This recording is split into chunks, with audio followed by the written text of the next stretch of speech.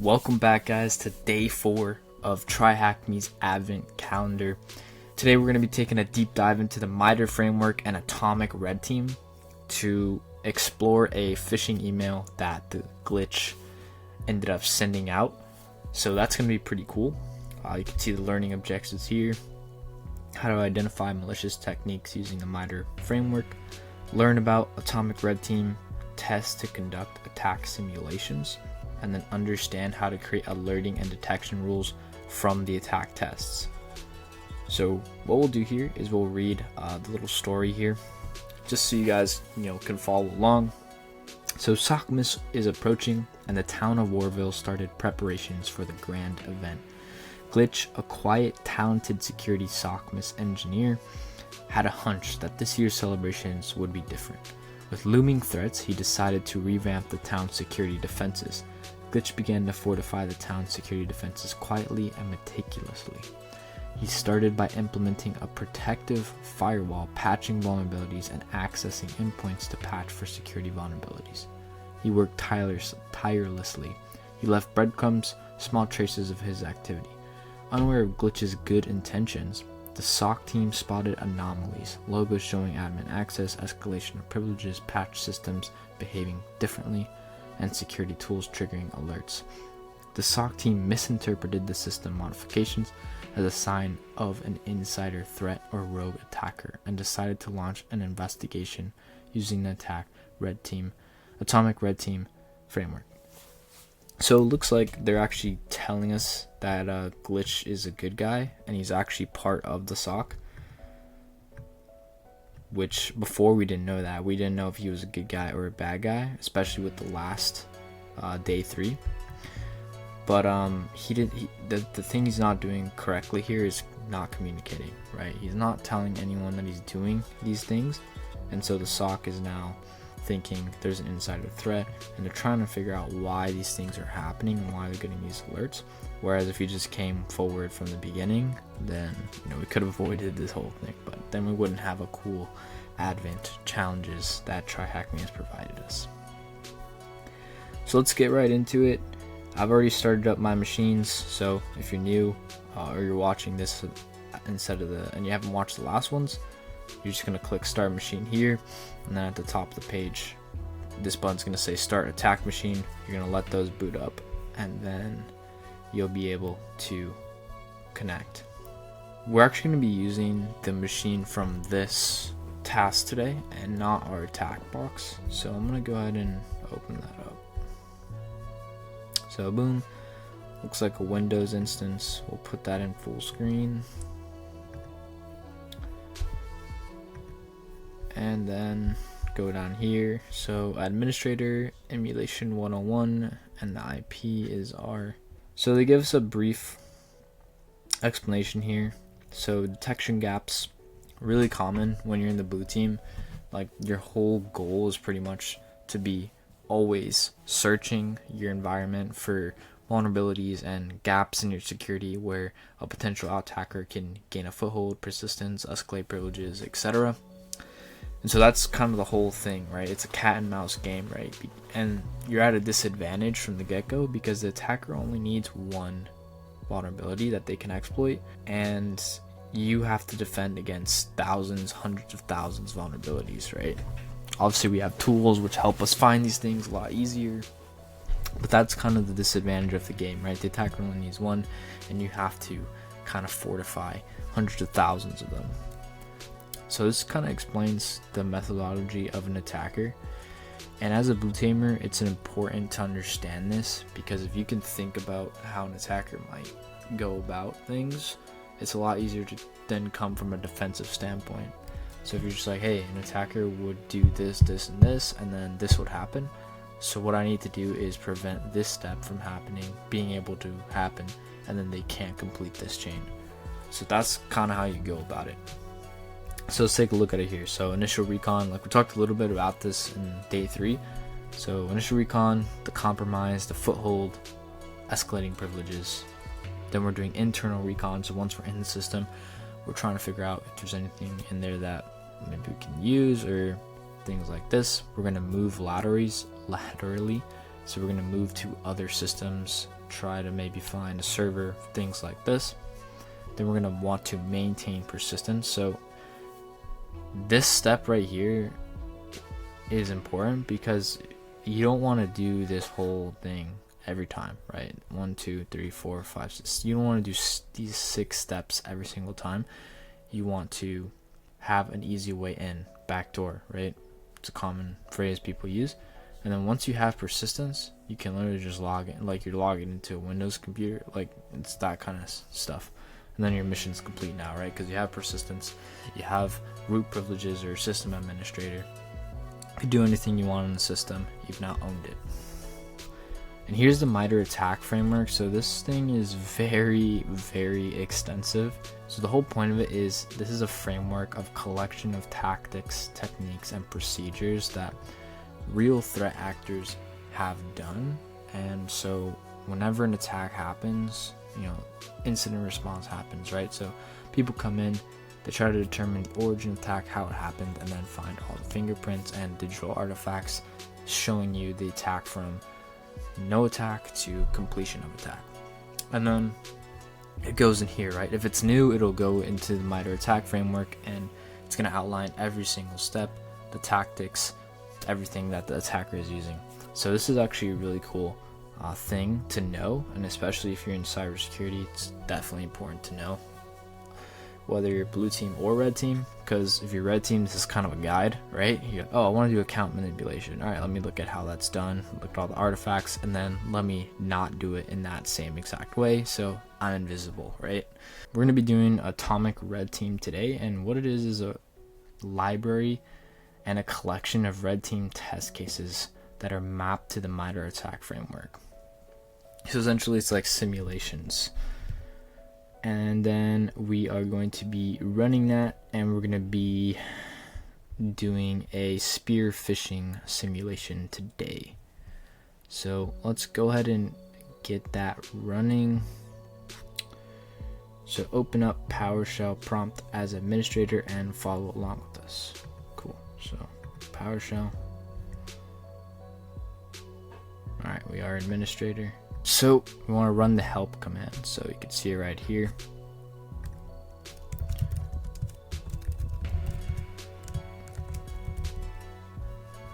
Let's make sure that's right. Oh, I did it backwards. Get help, invoke atomic test. Hyphens are important, boys. Boom, there you go. So we got some good old-fashioned commands in there. So they go through and explain a lot of what the commands we're going to be using do and their parameters. So this would be good to read through if you want to know a little bit more about the commands we're running. But let's hop into it. So the first one we're going to be running is this one right here. So this is the test we're running, and then we're looking at the details of that test, right? So it's going to walk us through all the tests that are included in this module. So let's go ahead and see what that looks like. Guess we can't paste, so it's going to be a lot of typing. Atomic test T1 566.01 show details. Boom. Alright, I typed it wrong, hold up. 001.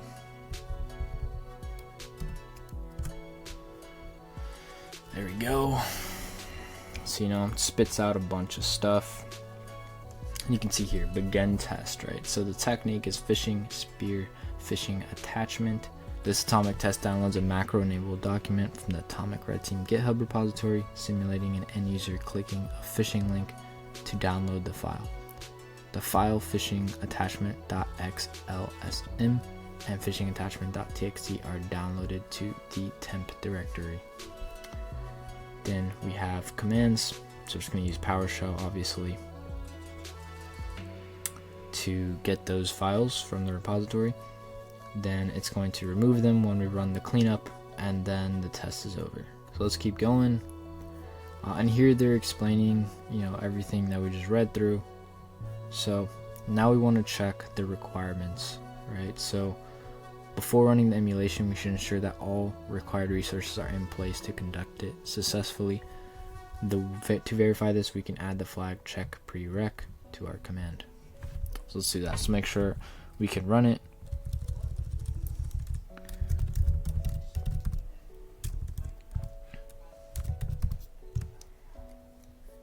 Alright, so we don't have Microsoft Word installed, but I don't believe that's going to be an issue. Now that we've verified the dependencies, let us continue with the emulation. Execute the following command to start the emulation. Test numbers 1, okay.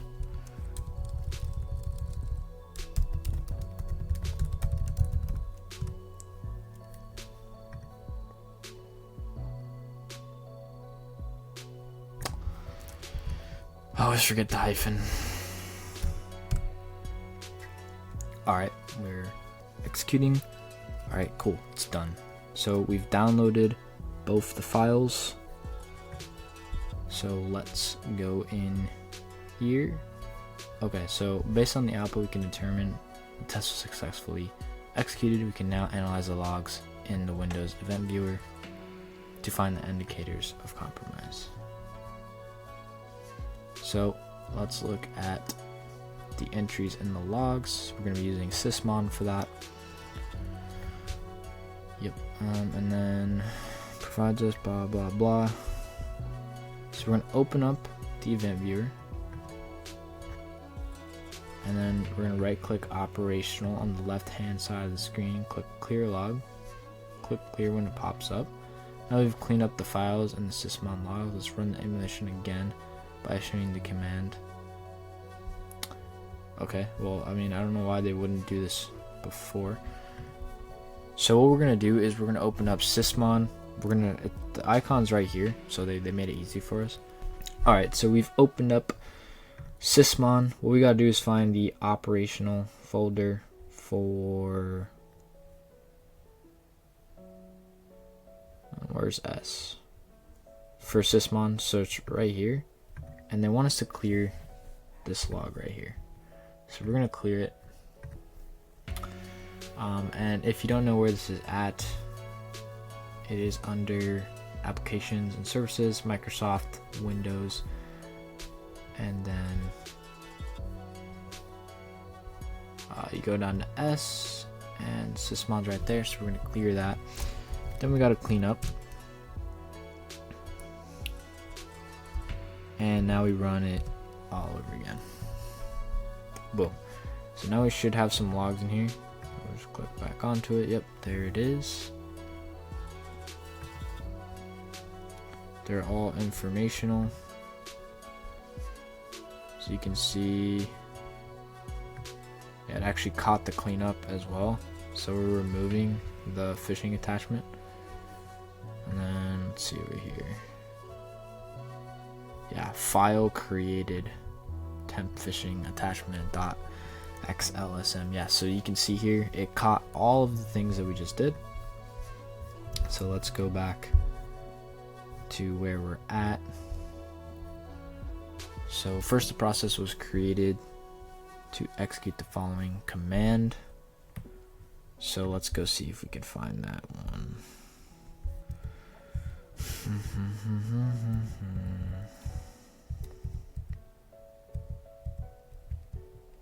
Yep, this is blue team life, guys. Just reading logs. Well, you get the idea, right? You're gonna have all these logs here. You can even see, the file created categories here. So let's move on.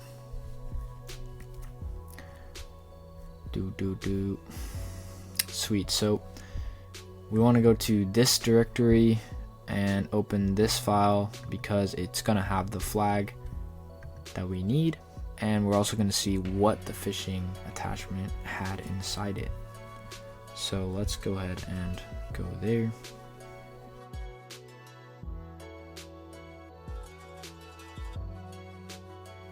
So users, administrator, app data. Okay. So yeah, we had it right. App data, local, and then temp.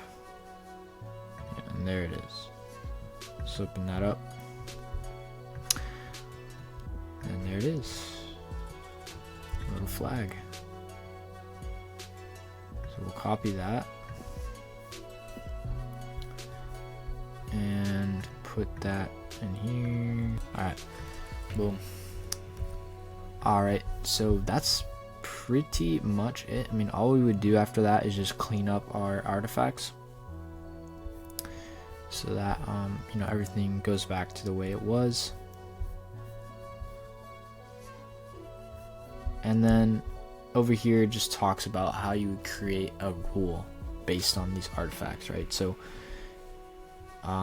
these are the main artifacts that were used to determine, you know, this was a malicious thing, because in the PowerShell we're going to this website, we're going to this location to download this file, and then we're going to save it in the temp folder. So what we could do is create they call it a Sigma rule, and put that into our SIM or ADR detector, whatever it is you guys are using, and to look for these key parts of a PowerShell script.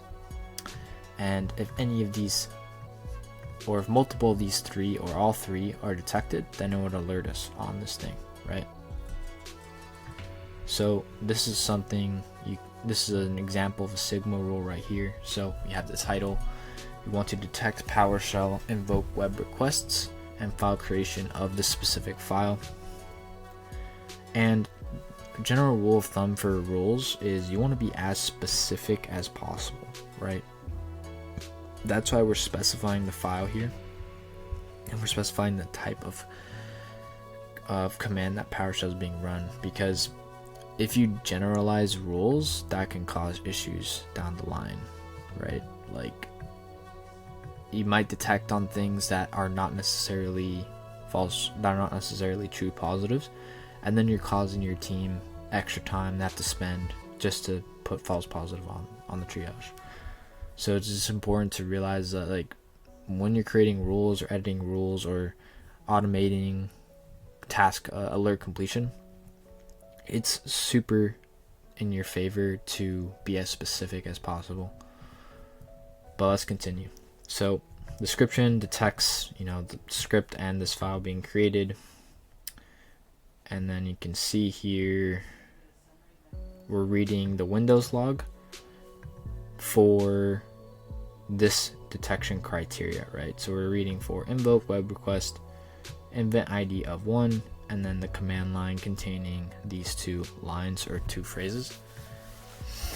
And then it'll, you know, wherever you put this rule in your SIM, in your EDR detection, it'll alert whenever these four things are met. And boom, you have detection. So pretty much in this lesson, what we learned is how Atomic Red Team works, the MITRE framework, and a little bit about the cyber kill chain. All right, so essentially what happened was we ran an attack in Atomic Red Team on how a spear phishing attack would happen if an attacker actually went through and performed these things, right? So what we saw is it used a macro enabled file to then run a PowerShell script that downloaded two files, phishing attachment in .txt, and then also .xlsm, which is the macro enabled file. Obviously for this case it was just a text file that was downloaded, but you know, macro enabled malware is pretty serious, because if it can run a PowerShell script to download a text file that has, you know, the answer for a challenge, it can run a PowerShell script that can do very bad things to your computer. So that's why it's important to make sure you always verify before you click links or download files from anywhere, because things like this can happen and you would never even know. Yeah, and then we also went to the Sysmon, the Windows event viewer, saw how it looked from the event viewer side, and then we also learned how we could create a rule to detect this in the future and upload that into our SIM. So what we'll do now is we'll go ahead and finish up these challenges. So what attack technique ID would be our point of interest? So I'm gonna go ahead and assume that it was this right here. Oops, I'll move this away. That this is our rule that we're using. So let's see. Nope. Hint. Look up the MITRE attack technique ID for command and scripting interpreter. Alright, let's look that up.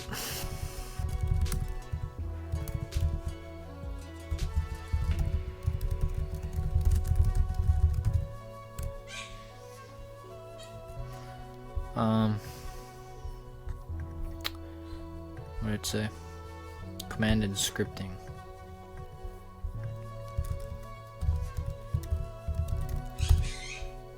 So T1059.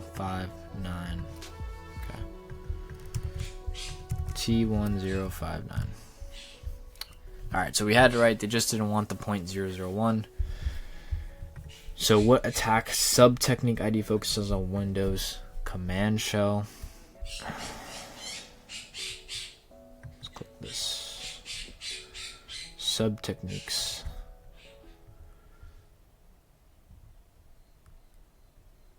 Alright, they wanted Windows command shell. There it is.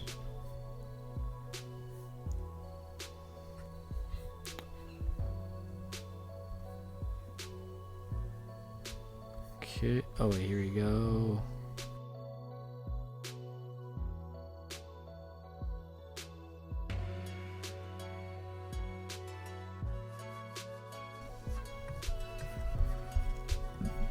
Alright, so let's see. Oh, this is wrong.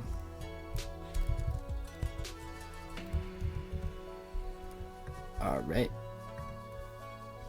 So the way we get this, right, is we did that Google, we found it over here. So you can see it's a sub technique of T1059, and this is the exact ID of this Windows and command shelf under command and scripting interpreter attack.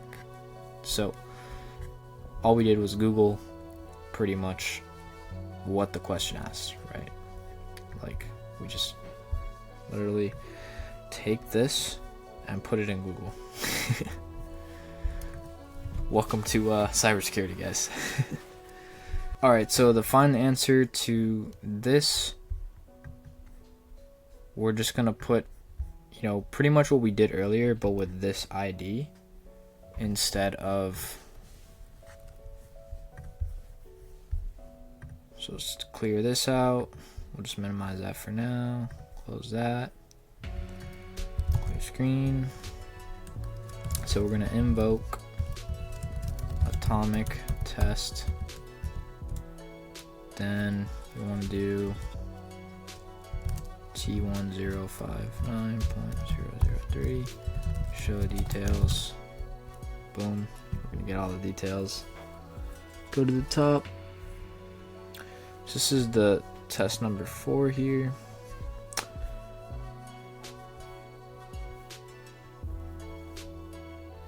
And this is the one that they want.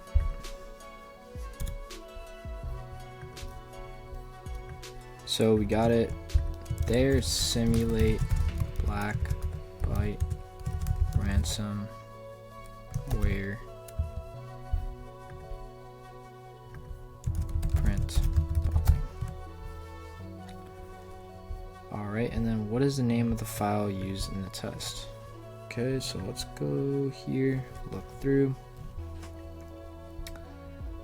WordPad.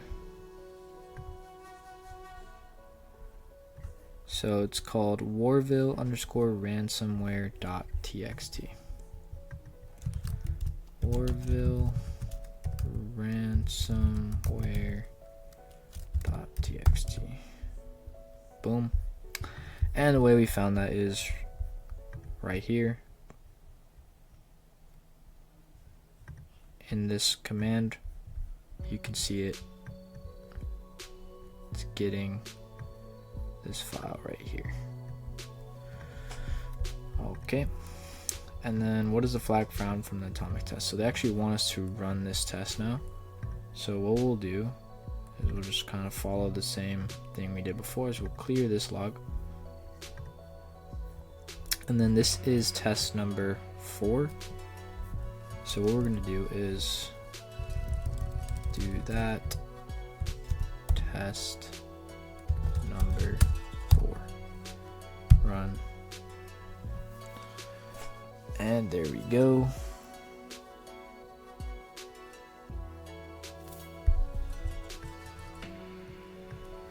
You can see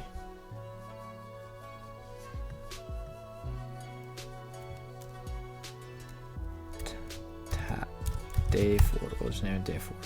And we'll save it on desktop. Alright, so you can see here we got our file. Let's open that up.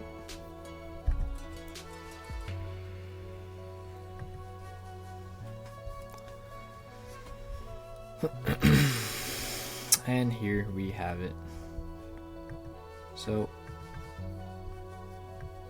Glitch is working on testing the security posture before SOCMIS is here. I will run as many tests and ensure we are all safe and uncover all the threats. And here's the flag. Base 64 encoded, and the way you can tell is by this equal sign here. But I'm pretty sure they just want it like as is, so we'll just run it back. Alright, and I'm gonna skip to the part where I have this written in because I'm not gonna make you guys sit there and watch me type it in because it's gonna be a long time. Alright, so we got this typed in. So this is the correct flag here, and you get it from the PDF. For some reason it won't let me submit, so I'm not entirely sure why. I've literally compared it like 3 times. This one, same exact string, but yeah, it's all good. And then yeah, that's pretty much it. So appreciate you guys stopping by. If you guys had a good time or learned something new, subscribe, like, comment, share this with one friend that you think would benefit from this. And that's it. Cyber Sensei Aaron out. Peace.